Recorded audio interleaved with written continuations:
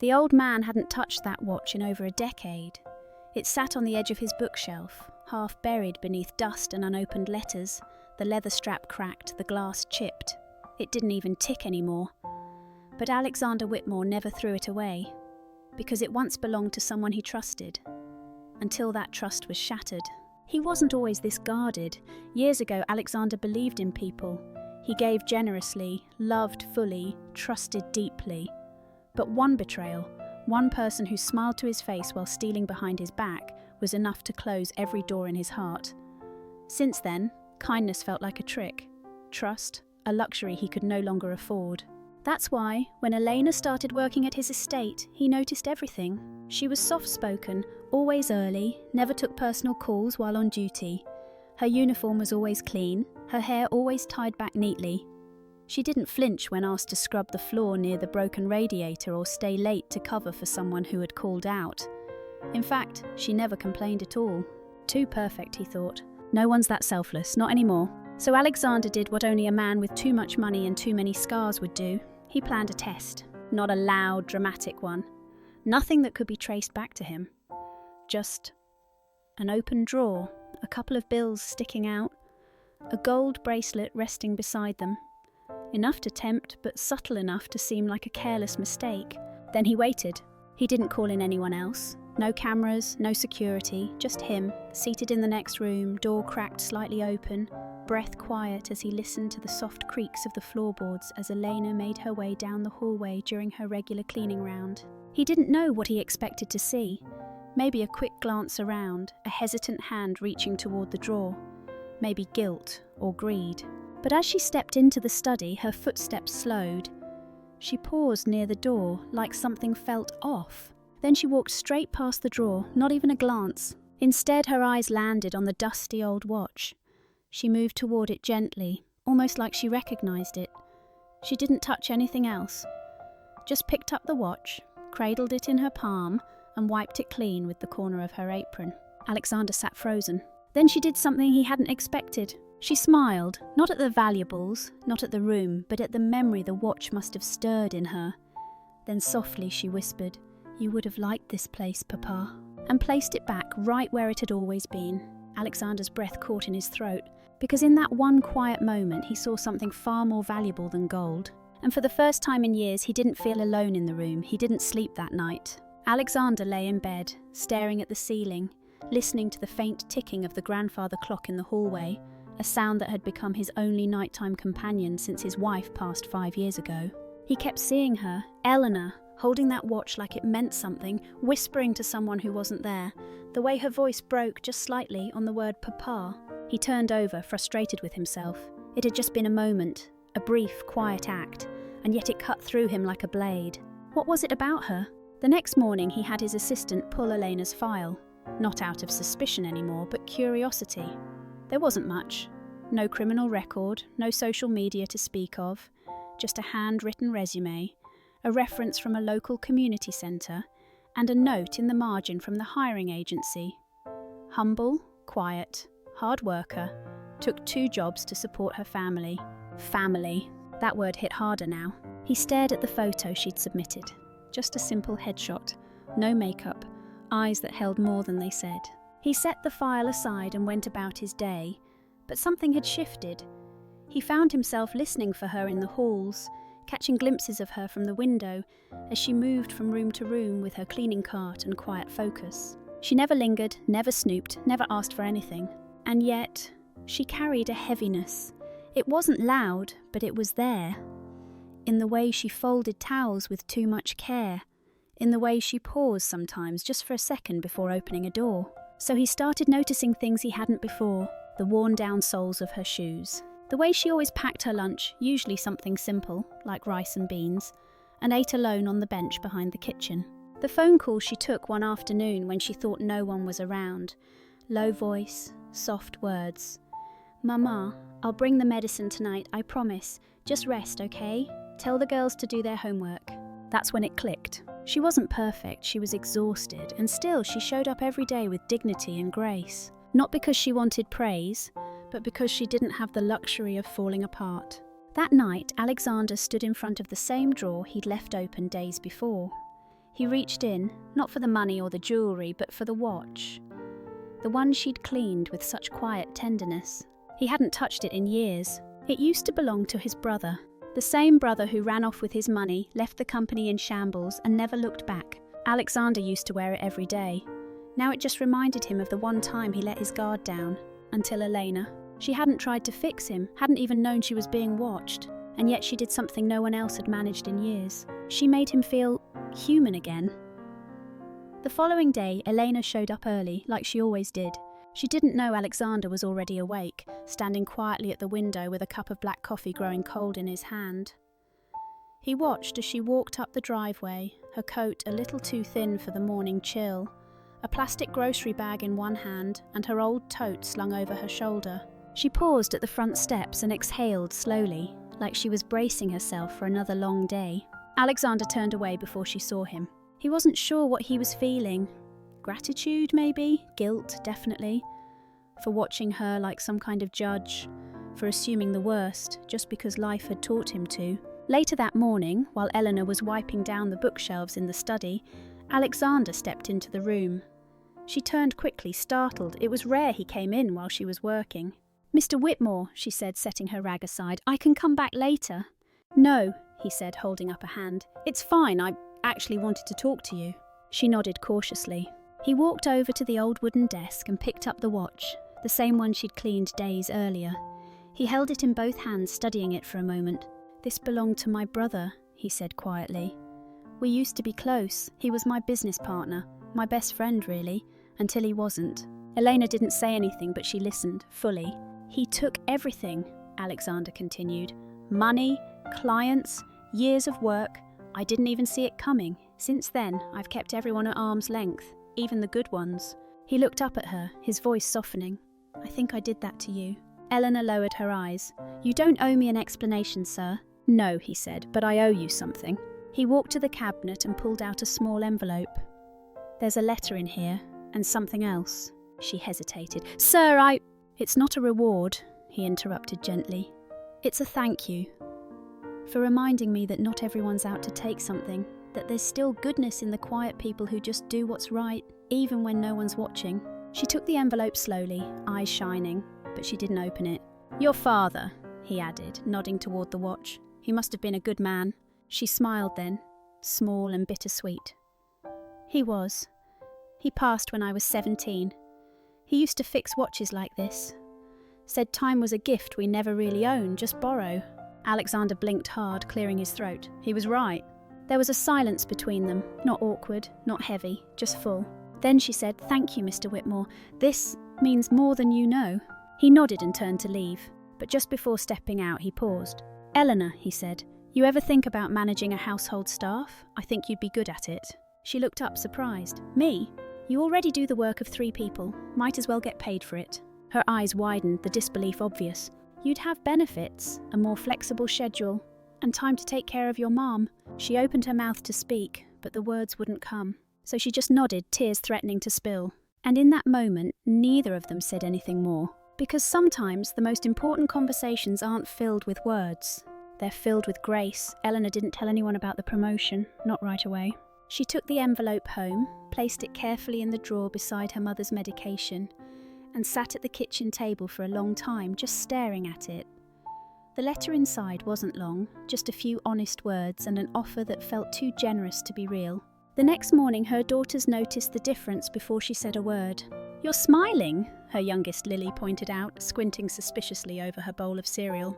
"I always smile," Elena replied, pouring coffee into a chipped mug. "No you don't," Lily said, matter of fact, "not like that." Elena ruffled her hair and kissed the top of her head. "Eat your breakfast." But the truth was, something had shifted. For the first time in years, she felt seen. Not for her struggle, not for her story, but for her strength. Back at the estate, Alexander kept his distance, not out of coldness, but respect. He didn't hover, didn't make speeches. He simply let her settle into the new role at her own pace. Slowly, she started taking charge, reorganising schedules, lightening the load for other staff, even arranging for the gardener to get proper winter gloves, something no one had bothered to notice before. It wasn't about power for her, it was about making things work better, for everyone. And Alexander noticed. He noticed the way the staff started smiling more, how the halls felt less stiff, how his morning coffee somehow started arriving just right, hot, not scalding, and with exactly one sugar cube, no more, no less. Little things, quiet things, but they mattered. One afternoon, while Elena was reviewing invoices at the dining room table, he walked in and asked, "How's your mother?" She looked up, caught off guard. "She's stable today, thank you for asking." He nodded, then paused. "Does she have what she needs, meds, transportation to appointments?" Eleanor hesitated, unsure whether to be honest. "Most of the time, yes, but sometimes I have to skip things to cover the bills. We get by." He didn't press further, just nodded again and quietly left the room. The next day, she found a sealed envelope on her work tablet. Inside was a note, in his sharp, slanted handwriting. "For what you've given this place, peace, order, trust, let me give something back. A month of full home care for your mother has been arranged, paid in full, no strings." Eleanor sat down and cried, not because of the gift itself, but because of what it meant. Someone had looked past the uniform, past the quiet voice and tired eyes, and saw the full picture. She wasn't invisible anymore, and neither was her worth. It was on a Sunday morning, quiet and grey, when Alexander did something he hadn't done in years. He left the estate. No driver, no assistant, no plan. Just him behind the wheel of his old Buick, worn leather seats and all. He wasn't even sure where he was going at first, only that something inside him felt restless in a different kind of way. Not the usual weight of solitude, but a pull, like he needed to see something for himself. He followed the address Elena had written on her employee file months ago, tucked into a neighbourhood that didn't show up on any real estate brochure. Modest homes, cracked sidewalks, basketball hoops with no nets, clotheslines in front yards. He parked down the street and sat there for a while, unsure of what he was doing. He didn't want to embarrass her, didn't want to invade her space. But something told him this wasn't about checking up on her, it was about understanding her world. From the car, he could see the front of her house, peeling paint, a rusted screen door, and yet, life. Through the window he saw movement. A little girl dancing barefoot in the living room, spinning in circles. Another one sitting at the kitchen table, reading out loud to someone, maybe their grandmother. There was laughter, not loud, not wild, just real. He was about to drive away when the front door opened. Elena stepped out wearing an oversized hoodie, hair pulled back in a loose bun. She held a plate of something warm, maybe cornbread or biscuits, and stood on the porch like she was thinking. Then she saw him. Their eyes met across the street. She didn't look angry, just surprised, maybe even a little curious. Alexander hesitated, then rolled down the window and gave a small wave, sheepish and unsure. To his surprise, she smiled. A real one. Then she walked over. "You lost?" she teased gently, arms crossed against the breeze. "Maybe a little," he admitted. She glanced toward the house behind her. "You want to come in for coffee? We don't have anything fancy, but it's hot and strong." He blinked. "You sure?" She shrugged. "I don't invite just anyone, but you're not just anyone anymore." He followed her inside. And for the first time, in longer than he could remember, Alexander Whitmore sat at a scratched-up kitchen table, surrounded by noise and warmth and the smell of cinnamon.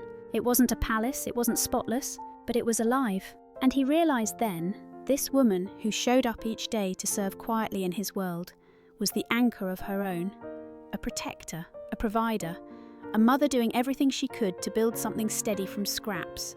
She wasn't looking for charity. She was building dignity brick by brick, moment by moment. And sitting across from her, coffee in hand, Alexander understood something that no bank account or estate could teach him. Character isn't loud, it doesn't need to announce itself. It just shows up again and again, in all the places no one thinks to look. Eleanor poured him a second cup without asking, and Alexander found himself gripping the warm mug like it was anchoring him to the moment. The kitchen was simple. Cabinets with chipped corners, a fridge covered in magnets and drawings, most of them labelled for Mum. One sketch caught his eye, a lopsided heart with stick figures inside it. One tall, two little ones, and in the middle, a woman with long hair and a smile that took up half her face. "You've got quite the artists," he said, nodding toward it. Eleanor glanced over and laughed softly.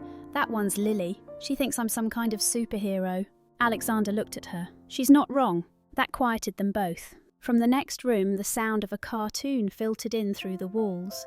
A dog barking, a girl giggling, the kind of noise that used to irritate him in his own home. Now he found it oddly comforting. He took a sip of coffee, then set the mug down. You know, this reminds me of something. Eleanor leaned back in her chair, curious. Yeah? I used to have this dream, he said slowly, his voice softer now. Back when I was younger, before money became everything. I imagined I'd build a business, sure, but I also thought I'd come home to a house full of life. Kids running around, someone humming in the kitchen, that kind of thing. He looked down at his hands. But somewhere along the way, I traded noise for silence, security for solitude. Elena didn't interrupt. I married once, he continued. Briefly. She left after a year. Said I was more in love with control than with her. I didn't fight it, I just let her go. He let out a breath. And my brother, he was the last person I trusted. Took the company's money, disappeared. After that, I stopped letting people in. Eleanor nodded, her eyes kind. That's a hard way to live, she said gently. It is, he admitted. For a moment, the old man looked tired. Not physically, but in his bones. The kind of tired that comes from carrying silence for too long. But then you walked into my house, he added, eyes meeting hers, and reminded me what character looks like. Not in speeches, not in grand gestures, just showing up, caring when no one's watching. Eleanor blinked back in motion. I don't always feel strong, Mr. Whitmore, he smiled. That's how I know you are. She didn't know what to say to that, so she poured more coffee and reached across the table, tapping his mug with hers. To surviving, she said. He chuckled. To finally learning how to live.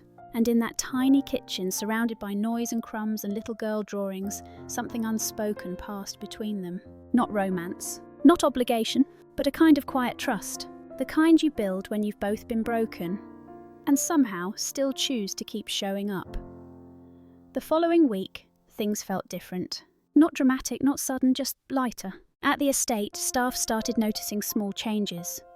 Alexander no longer kept his study door closed all day. He began taking his coffee in the sunroom instead of at his desk. And sometimes, though never with a grand announcement, he joined the kitchen staff for lunch, sitting quietly, listening more than talking. No one knew exactly what had shifted, but Elena did. She saw it in the way he greeted people now, with eye contact, a nod, even the occasional smile. She saw it in the way he paused in the hallway when her phone rang one afternoon and heard her whisper, I love you too, Mama. I'll be home by 6. He didn't rush past like he used to. He gave her space and understanding. One evening, as she was locking up the storage room, he appeared in the hallway, holding a stack of old photo albums. These were collecting dust in my closet, he said, clearing his throat. Thought maybe it was time I stopped avoiding the past. She tilted her head. Want company? He looked at her for a moment, then nodded. They sat in the parlour, side by side on the old leather couch. Elena opened the first album, fingers brushing over black and white photos of a young Alexander standing beside his brother, grinning in front of a small storefront. You started with nothing, she whispered, almost to herself. He nodded. We built the company from the ground up, no trust funds, just long nights, bad coffee, and a lot of mistakes. She turned another page, a wedding photo. His smile was wide, hopeful. The woman beside him beautiful, eyes sparkling. Do you ever talk to her? Eleanor asked gently. No, he said, voice low. But sometimes I still set 2 mugs out in the morning. Old habits. She didn't push. Instead, she listened as he told her things no one else knew. About his mother's stubborn kindness. About how he used to write poetry in high school. About the one time he got lost in New York City and ended up at a jazz club that changed his life. The night grew darker, but neither of them reached for a clock. Time felt soft here, forgiving. Eventually, she leaned back and smiled. You're a lot more human than people think. He chuckled. I think I forgot I was for a while. You're remembering now? They sat in the stillness for a moment longer, surrounded by memories and the scent of old paper and lemon polish. Then Eleanor stood and handed him one of the albums. Keep going, she said. Let the past breathe. It doesn't have to hurt forever. Alexander looked down at the cover, then back up at her. Thank you, he said. For what? She asked, half smiling. For showing me what grace looks like when it's quiet. She didn't reply, just walked to the door, gave him one last look, and disappeared into the night, leaving behind a man who, for the first time in decades, no longer felt like a stranger in his own life. It was subtle at first, just a few lines in a planner, a couple of phone calls, a meeting that never made it to the public calendar. But Alexander was planning something. He didn't tell Elena, not yet. He wasn't doing it for recognition or some grand gesture. He simply couldn't shake the image of her daughters spinning in that tiny living room. The fridge cluttered with drawings, the too small table where she balanced bills and bedtime stories. And he thought maybe it was time to build something that lasted. Not a legacy carved into glass buildings or bank ledgers, but something that actually mattered. He reached out to an old friend, Margaret Dorsey, now the director of a community foundation he used to sponsor back in the day. "I need your help," he told her over the phone. "Something quiet, off the books for now." Margaret laughed. "You asking for subtlety? Now I'm really intrigued." He smiled, then explained. Meanwhile, Eleanor kept working, balancing her new role, her home life, her mother's recovery, and the endless hum of responsibility that never seemed to pause. She didn't expect anything more from Mr. Whitmore. In fact, she already felt she'd received more than she ever dared hope for. But then one Friday afternoon, a letter arrived at her house. Hand-delivered, no return address. Just her name in strong, deliberate handwriting. Inside was a single-page document with a post-it note stuck to it. "Some gifts are meant to grow. This one is for your girls." She sat down on the edge of her bed and read it again. It was a scholarship, a real one. Fully funded, renewable, covering everything from school supplies to after-school programs, tutoring, even summer enrichment camps, all in her daughters' names. She read the line again, "In honour of mothers who give quietly and children who rise because of them." Tears slipped down her cheeks, but she didn't sob. She just sat there, one hand on her chest, the other gripping the letter like it might float away if she let go. That night, when Lily asked why her mum looked extra happy, Eleanor just smiled and pulled her into a hug. "Because someone saw us," she whispered, "really saw us." And miles away, Alexander sat on his back porch, sipping tea instead of whiskey for once, watching the sky turn orange and thinking about how, for the first time in a long while, he didn't feel the need to measure his life in achievements or assets. He thought about a little girl with bare feet and wild curls twirling in her living room. He thought about a tired woman who never stopped showing up. And he realised, sometimes the best kind of wealth is the kind you give away. Spring rolled in quietly. The trees on Alexander's estate began to bloom again, soft pinks and bright greens filling in where winter had stripped everything bare. He watched it happen from the sunroom most mornings now, coffee in hand, a worn book resting on his lap, not always reading, just being. Eleanor had slipped into her new role with quiet confidence. She wasn't loud about her authority, but people listened when she spoke. There was something about the way she carried herself, like she knew what it meant to hold a house together, even when no one noticed. One morning, as she organised the linen inventory in the back hallway, Alexander stopped by the doorway. "Elena," he said, casual, like he was still getting used to addressing her first. She looked up. "Yes, Mr. Whitmore?" He smiled. "You can stop calling me that." She raised a brow. "Then what should I call you?" He shrugged. "Alexander works just fine." She chuckled. "All right, Alexander, what can I help you with?" He stepped into the room and handed her a small manila folder. "There's something I'd like you to look over. It's a bit more official than the last letter." She opened the folder and her breath caught. It was a proposal, a real one, a plan for a new initiative he'd been quietly putting together, a community home care program, one that offered affordable in-home support for elderly people with limited resources. Nurses, transportation, basic needs, simple but essential. At the top of the document was a title, the Eleanor Programme. She blinked at it, stunned. I don't understand." "It's named after you," he said simply. "Not because you asked for it, but because you showed me what this world is missing. People who show up, people who care without being asked."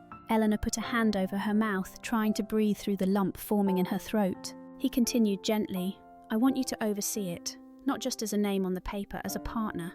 "Partner," she repeated. "Equal partner," he nodded, "with a salary, full benefits and a voice in every decision." She stepped back, trying to gather her thoughts. "I don't have a degree in this kind of thing," she whispered. "You have something better," he said. "You've lived it. You know what real families go through, what caregivers need. I can hire people to crunch numbers, but I can't fake what you bring into a room." For a moment she couldn't speak. Then quietly she said, "You really believe in me?" He met her gaze. "I didn't always, but now, more than I believe in most people I've known my whole life." And right there, in the hallway between the linen closet and the staff break room, Elena nodded. Not just to the offer, But to everything that had led her here, the long nights, the quiet battles, the moments she thought no one saw, because now she knew, every step she'd taken, even in silence, had been building towards something bigger. A year later, no one would have guessed how it all began. Not with a test, not with an open drawer or a dusty old watch, but with a moment, quiet, unnoticed by the world, where two people from opposite ends of life simply saw each other. The Elena program was no longer a folder or an idea. It had turned into a building, modest, tucked between a grocery store and a laundromat on the east side of town. Inside, the walls were painted in soft colours. There were couches that actually felt comfortable, kids' drawings taped to the windows, and volunteers who greeted people by name. Elena stood at the front desk that afternoon, helping an elderly man fill out his medication schedule. He reminded her of her father. Stubborn, proud, but a little overwhelmed by the forms. Across the room, Alexander sat on a bench, watching it all. He wasn't running the place. He didn't want to. His role was different now, quieter, more present. He showed up to board meetings in cardigans, not suits. He brought donuts every Friday. He'd become, as Elena liked to tease, the friendly old guy with a checkbook and no filter. He didn't mind, because for the first time he felt useful. Not because of what he owned, but because of what he gave.